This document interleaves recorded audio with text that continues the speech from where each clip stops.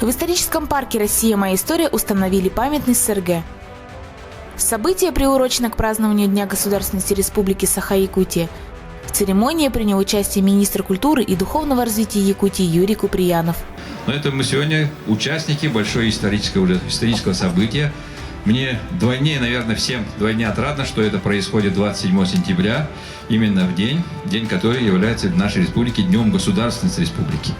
И глава республики Арсений Сергеевич еще вчера был, когда в Актемсах обозначил о том, что 27 сентября в современной истории нашей республики мы будем связывать с именем нашего первого президента Михаила Ефимовича Николаева.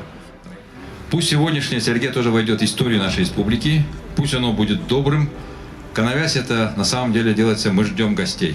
Я думаю, что двери нашего музея всегда открыты, и современная история Российской Федерации рассказывается новым поколением именно здесь, в нашем музее. Музей является одним из основных мест, где проходятся все события, главные события истории нашей республики, Российской Федерации с участием главы республики, правительства республики, депутатов Государственного собрания, но и подрастающее поколение. Здесь мы учим историю своей Родины, здесь куется патриотическое воспитание каждого поколения. Здесь каждый, когда выходит, он говорит, что я гражданин великой страны, великой России, я гражданин своей Родины. Правильно, ребят?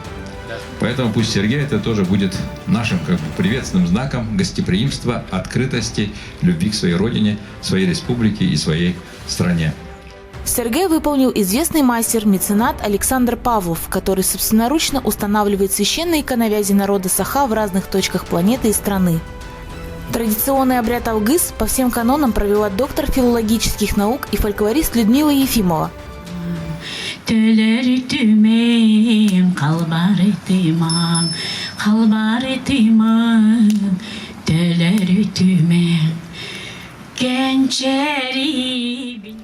Новый СРГ будет знаком гостеприимства, открытости, любви к своему краю, республике и стране.